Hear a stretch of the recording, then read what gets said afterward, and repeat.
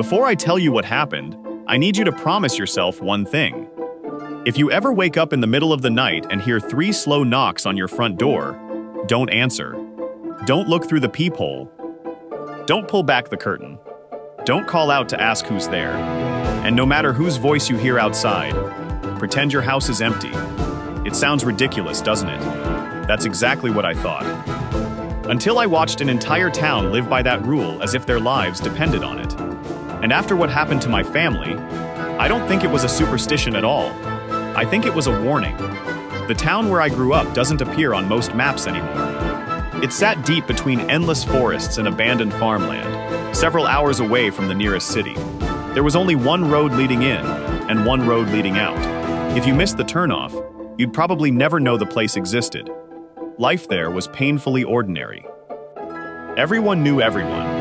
Children rode bicycles until sunset. Neighbors left their doors unlocked. People still waved from their porches whenever someone drove by. Nothing exciting ever happened. Which was exactly why nobody questioned the strange rule. Every child learned it before they started school. If you hear 3 knocks after 3 in the morning, stay in your room. If someone calls your name, don't answer. If your parents tell you to hide, don't ask questions. My parents taught me those rules when I was 6 years old. I laughed. What if it's grandma? My mother became unusually serious. It won't be. What if it's the police? It won't be. What if someone needs help? She looked directly into my eyes. If someone truly needs help, they'll still be there after sunrise. At the time, I thought adults were just trying to scare children into staying indoors at night. Looking back, I realize every grown-up in town carried the same expression whenever the subject came up. Not fear, recognition. As though they'd all experienced something they refused to describe. When I turned 15, I started noticing things I hadn't before. Every house had thicker curtains than normal. Every front door had 2 or 3 extra locks. Nobody ever opened their windows after midnight, even during the hottest nights of summer. And whenever someone accidentally mentioned the number 313, the conversation stopped. It wasn't dramatic. Nobody gasped. Nobody panicked. People simply changed the subject. Like mentioning that time invited bad luck. I asked my grandfather once. He had lived in town longer than anyone. He fought in wars. Survived accidents that should have killed him. Nothing frightened him, except that question.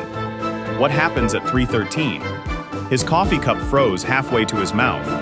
For nearly a minute, he didn't answer. Then, he quietly said, "Some questions are safer without answers." That wasn't like him. He always had stories, always had explanations. But this time, he stood up, walked into his bedroom, and locked the door. The first disappearance I remember happened in early October. The leaves had just started turning orange. The air smelled of rain and damp wood. Nothing seemed unusual until breakfast. Mrs. Harper, who lived 3 houses away, didn't open her bakery that morning. At first, everyone assumed she was sick. By noon, customers began to worry. By evening, the sheriff unlocked her front door. Everything inside looked normal. Fresh bread still sat cooling on the kitchen counter. The television was playing softly in the living room. A cup of tea remained half-finished on the dining table. Her reading glasses rested on an open book, but Mrs. Harper was gone. There were no signs of a struggle, no broken windows, no blood, no footprints leading away from the house. Even stranger, her dog was still inside, curled beside the front door, alive, unharmed, refusing to move. The animal trembled whenever anyone walked near the entrance. It wouldn't go outside. It wouldn't even look toward the front porch. The sheriff searched every inch of the property. Neighbors searched the woods. Volunteers searched the riverbanks. Nothing. It was as if Mrs. Harper had simply stopped existing. By the following week, people quit talking about it. Not because they had forgotten, because they were afraid to remember. 3 nights later, I woke to a sound I'd never heard before. Knock. Knock. Knock. Each knock was slow, measured, deliberate. Not loud enough to wake the whole house, just loud enough for someone already awake to hear. I looked at the digital clock beside my bed. 3:13 a.m. For some reason, my entire body became cold. The hallway outside my room was completely silent. No footsteps, no voices, just another knock. Knock, knock, knock. Then, someone spoke. Hello? It was a woman's voice, gentle, almost comforting. I think I'm lost. Another pause. Could someone help me? I climbed out of bed. I was only 15. Helping strangers felt like the right thing to do. I reached for my bedroom door. Before I could touch the handle, my father's voice whispered from the darkness behind me, "So don't open it." I spun around so fast I nearly fell. He was standing in the corner of my room. I hadn't even heard him come in. He didn't look angry. He looked terrified. He slowly raised one finger to his lips. Not a sound. The knocking came again, closer somehow, as though whoever stood outside knew we were awake. The woman's voice returned. This time, it sounded familiar. Painfully familiar. Then my father leaned close enough for me to hear him breathe. Without taking his eyes off my bedroom door, he whispered words that still haunt me years later. "That isn't a woman." He swallowed hard. "It only wants you to think it is." And then, the voice outside changed. It spoke again. This time, it sounded exactly like my mother. The only problem, my mother was standing beside my father. My mother was standing only a few feet away from me. I could see her clearly in the faint moonlight spilling through the curtains. She hadn't spoken a single word since entering my room. Her face was pale, and both hands were clasped tightly together, as if she were trying to stop them from shaking. Yet the voice outside the front door was hers. David? It sounded perfect. Not close. Not similar. Perfect. The same calm tone she used every morning before school. The same gentle way she stretched the last syllable of my name. "I know you're awake." My heart began pounding so hard that I thought whoever stood outside might hear it. I looked at my mother. She slowly shook her head. The voice came again. "Sweetheart, open the door." This time there was something different about it. Not the words. The timing. It waited exactly the same number of seconds between each sentence, almost as if someone were reading from a script. Then came the 3 knocks again. Knock. Knock. Knock. Every knock was spaced perfectly apart. Never faster. Never slower. The silence that followed felt heavier than the knocking itself. For nearly 5 minutes, no one in my room moved. No one spoke. My father kept staring toward the hallway. My mother closed her eyes and quietly whispered something I couldn't understand. Outside, the voice stopped calling. Then another voice replaced it. It belonged to my grandfather. David. I froze. My grandfather had gone to stay with my aunt in another town 2 days earlier. There was no way he could be standing outside our house. Still, the voice sounded exactly like him. I forgot something. Another pause. Open the door. I looked toward my father again. His expression didn't change, almost as if he had expected this. "Without looking at me," he whispered. "It always tries someone else." My mouth had gone completely dry. "What is it?" I whispered. He didn't answer. Instead, he slowly reached into his pocket and pulled out an old silver pocket watch. The hands read exactly 3:19 a.m. He stared at it, waiting. Outside, the voices stopped. The silence returned. Then, just as suddenly as it had begun, everything ended. No footsteps, no car engine, no gate opening, nothing. It was as if whoever had been outside had simply vanished. My father waited another 10 minutes before speaking. "It's gone." Those were the only words anyone said for the rest of the night. Thor. The next morning, the entire town felt different. No police cars, no emergency sirens, no crowds. Everything looked normal. People opened their stores, children walked to school, neighbors watered their gardens. If someone had driven through town that morning, they would have believed nothing unusual had happened. But then I noticed something. Every adult I passed looked exhausted. Almost none of them had slept. At school, our history teacher never arrived. Neither did one of the janitors. By lunchtime, whispers spread through the classrooms. The Henderson family had disappeared. Not one person. All four of them. Mother, father, their 12-year-old daughter, their 12-year-old daughter, their little boy. The police found breakfast still sitting on the table. The television was on. The front door was locked from the inside. There were no signs of forced entry. No footprints in the muddy yard. No broken windows. No evidence that anyone had entered or left. It was as though the entire family had simply ceased to exist. That afternoon, I asked my best friend Ethan if he'd heard the knocking. He looked at me for several seconds before answering. "You heard it too?" I nodded. He glanced around to make sure no one else was listening. "It came to our house." "What happened?" "My dad made everyone sit on the floor in the hallway."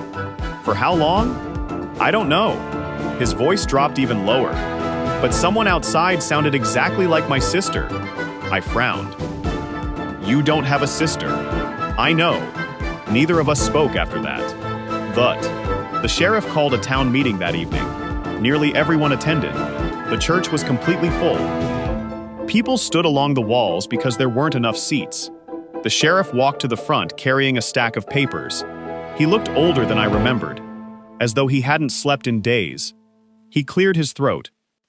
"I know many of you are frightened." No one answered. "I also know many of you have questions." Still, silence. Then an elderly woman stood up. Her voice trembled. "How many now?" The sheriff lowered his eyes. He took a long breath before answering. 38. A wave of whispers spread through the room. 38. Not this year. Not this decade. 38 people had disappeared over the years under exactly the same circumstances. The sheriff continued. "We have searched every property. We've contacted state investigators.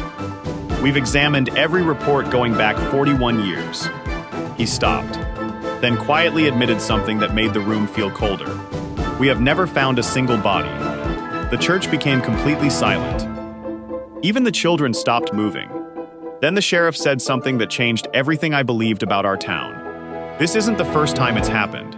He unfolded a faded newspaper clipping. The date printed across the top was October 14th, 1958. The headline read, "4 more residents missing without a trace." There was another clipping beneath it, then another. Every few years, the same headline. Different names, same mystery, same outcome. And always, the disappearances followed reports of 3 slow knocks, heard at exactly 3:13 in the morning. The sheriff looked across the crowded church. His voice was barely above a whisper.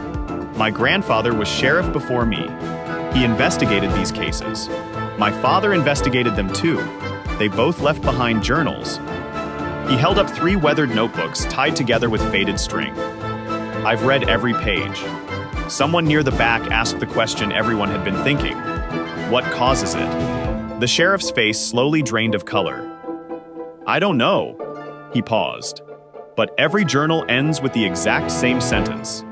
He untied the string, opened the oldest notebook, and read aloud, "If you ever hear the knocking, pray it passes your house, because sooner or later, it never does." Nobody left the church immediately. People remained seated in complete silence, staring at the 3 weathered journals resting on the sheriff's table. Some prayed quietly. Others simply looked at the floor. No one wanted to be the first person to walk outside into the darkness. Finally, the sheriff cleared his throat. "If anyone hears the knocking tonight, don't investigate it." He looked around the room. "I don't care if it sounds like your husband. I don't care if it sounds like your child. I don't care if you hear someone screaming for help. Stay inside." Then he added something that made the room even quieter. "And if your neighbor disappears by morning, do not enter their house alone." The walk home felt different. For the first time in my life, I noticed how quiet the town became after sunset. No dogs barked. No televisions echoed through open windows. No children laughed in their backyards. Every house seemed to close itself off from the world. Curtains drawn, lights dimmed, doors locked. It was as if the entire town was holding its breath. As my father unlocked our front door, I asked the question that had been circling my mind all evening. "Has anyone ever opened the door?" He stopped. His hand remained on the doorknob for several seconds. "Yes." "What happened?" He looked toward the empty street before answering. "No one who opened it was ever seen again. Tay." That night, I couldn't sleep. Every creak of the old house sounded like footsteps. Every gust of wind made me think someone was standing outside. Around midnight, I gave up trying to sleep and walked downstairs for a glass of water. The kitchen window overlooked the street. Normally, there would be a few porch lights still glowing. Tonight, every house was dark. It wasn't just that people were asleep. It looked as though the entire street had been abandoned. Then I noticed something strange. Across the road, Old Man Carter was sitting on his front porch, completely still, rocking chair unmoving, hands folded in his lap, staring toward the road leading into town. He had lived alone for years after his wife passed away. People said he barely spoke anymore. But every evening, he sat outside until midnight. Tonight, he didn't seem interested in going back inside. He looked like he was waiting. Here, ready house. The following afternoon, Ethan arrived at my house on his bicycle. I found something. His face was pale. What? My grandfather kept journals too. He pulled a dusty notebook from his backpack. It isn't about the disappearances. It's about where they started. We hurried to my bedroom and opened the notebook. The pages smelled of mildew and old paper. Most were filled with farming notes and weather records. Until we reached an entry dated October 3rd, 1961. The handwriting suddenly became hurried, uneven, almost panicked. It read, "The knocking did not begin in town. It began at the Walker house. No one goes there anymore. The woods have almost swallowed it. If anyone ever finds this journal, do not go looking for that house." The rest of the page had been torn away. Ethan looked at me. "You know where the Walker place is?" I nodded slowly. Everyone did. It sat deep inside the forest, nearly 5 miles outside town. Abandoned long before either of us had been born. Adults always warned children never to wander near it. They never explained why. 3 days later, we ignored every warning we'd ever been given. We borrowed Ethan's father's old pickup truck and drove toward the woods. The dirt road became narrower with every mile. Tree branches scraped against the sides of the truck. Eventually, the road disappeared entirely. We continued on foot. The deeper we walked, the quieter the forest became. No birds, no insects. Even the wind seemed to disappear. After nearly 40 minutes, we found it. The Walker house. It leaned slightly to one side, almost hidden beneath vines and thick ivy. Half the roof had collapsed. Most of the windows were broken. Yet one thing immediately caught my attention. The front door looked new. Not brand new, but far newer than the rest of the house. Fresh wood, fresh hinges, fresh paint. Someone had replaced it. Ethan frowned. Who would replace the front door on an abandoned house? Neither of us answered. The silence around us suddenly felt much heavier. Then, 3 slow knocks echoed from inside the house. Knock, knock, knock. Ethan's face drained of color. "Did you hear that?" I nodded. The sound hadn't come from the door. It had come from somewhere deep inside the empty house. We stood frozen. The forest around us remained completely still. No footsteps, no voices. Just silence. Then the front door slowly opened by itself, only a few inches. A cold breeze drifted out, carrying the smell of damp wood and something older, a scent like forgotten places that had been sealed for decades. Neither of us moved. "We should leave," Ethan whispered. I wanted to agree. Every instinct I had screamed that we should run, but curiosity can be stronger than fear. I stepped toward the porch. The old wooden boards groaned beneath my feet. The open doorway revealed only darkness. No furniture, no movement. Nothing. I reached for the edge of the door, and that's when I noticed it. Carved into the wood, almost hidden beneath peeling paint, were dozens of tiny marks. Not scratches, not cracks. Names. Hundreds of names. Each one carved carefully into the doorframe. Some were so faded they were barely readable. Others looked newer. I recognized one immediately. Mrs. Harper, the baker who had disappeared. A few inches below it, the Henderson family. Then another, then another. Every missing person the sheriff had mentioned. Their names were carved into the doorway, but there was one final name at the bottom. The wood around it looked freshly cut. The carving was clean, as if it had been made only hours earlier. I leaned closer. My stomach tightened. It was my name, David Holloway. Beneath it, there was still enough empty space for another name. As I stared in disbelief, I heard the sound again. Not from inside the house, not from behind me, from directly beside my ear. A voice, barely louder than a whisper, said, "You're early." I spun around. There was no one there. For several seconds, neither Ethan nor I moved. The whisper had been so close that I could feel warm breath against my ear. Yet when I turned around, there was no one. Only the empty forest. The trees stood perfectly still. Even the leaves had stopped moving. "Ethan?" My voice shook. "Did you hear that?" He didn't answer. He was staring past me. His face had gone completely white. Slowly, he raised one trembling finger toward the house. I turned back. The front door was closing. Not slamming, not drifting shut because of the wind. It was moving slowly, as if someone on the other side was carefully pulling it closed. When it finally clicked shut, the entire forest seemed to wake up. Birds suddenly burst from the trees. The wind returned. Branches began swaying again. It was as though the woods had been holding their breath. "Run!" That was all Ethan said. Neither of us argued. We ran without looking back. Tree branches whipped across our faces as we pushed through the forest. Neither of us stopped until we reached the old pickup truck. Only then did we realize something strange. Neither one of us remembered the walk back. It was as if several minutes had simply disappeared. That night, I couldn't stop thinking about the names carved into the door. Mine, Mrs. Harper's, the Henderson family. How had they gotten there? Who carved them? And why was there room for another name beneath mine? I barely slept. When morning came, I decided to visit the sheriff. If anyone knew the truth, it had to be him. Sights.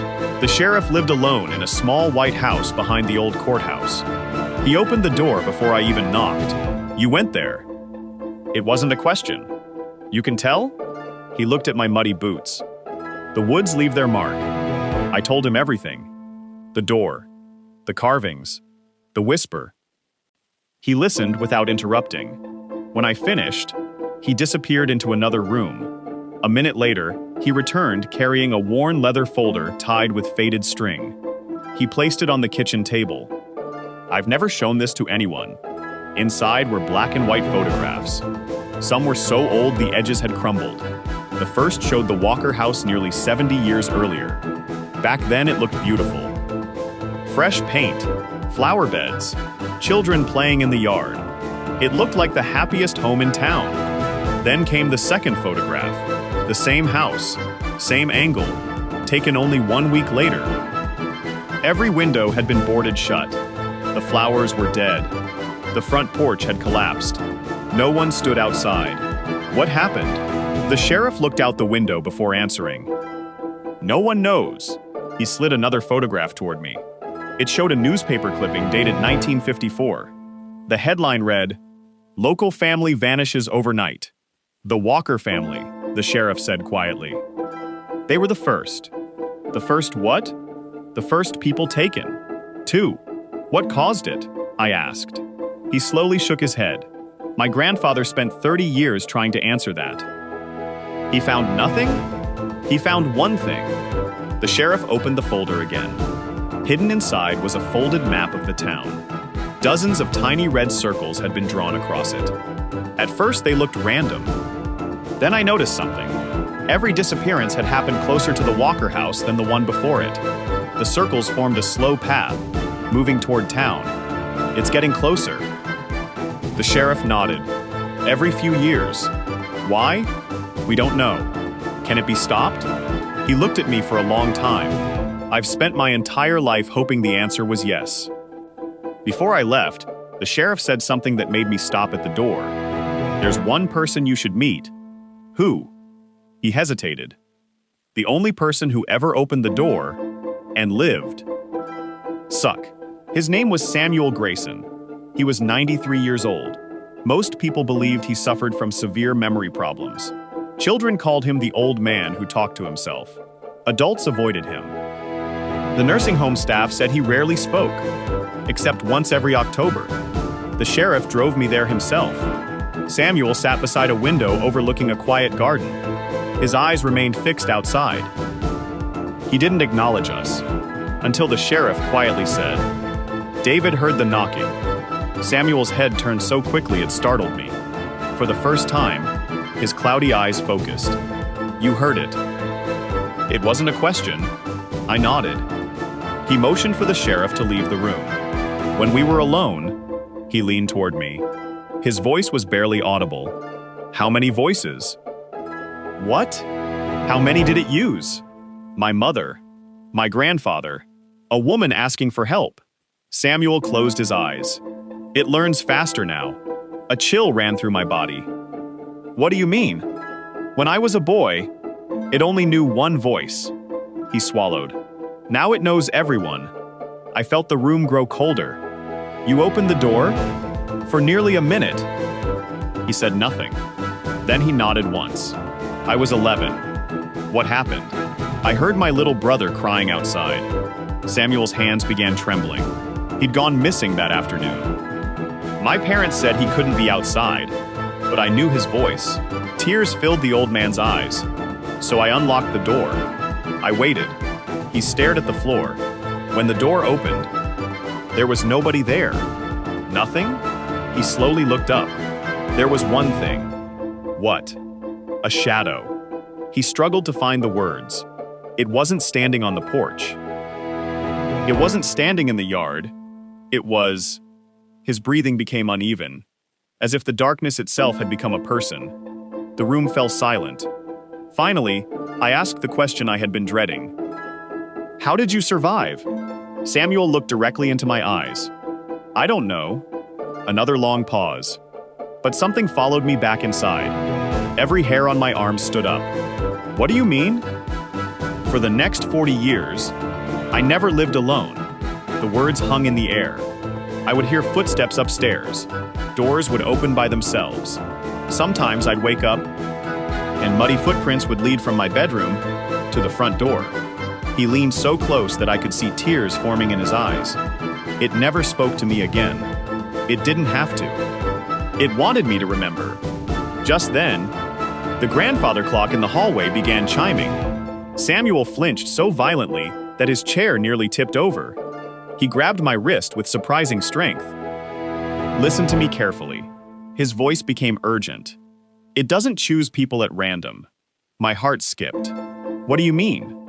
"It follows a list." "A list of what?" Samuel opened his mouth to answer when every light in the nursing home suddenly thangs of like life. Years passed. No more disappearances. The town slowly returned to normal.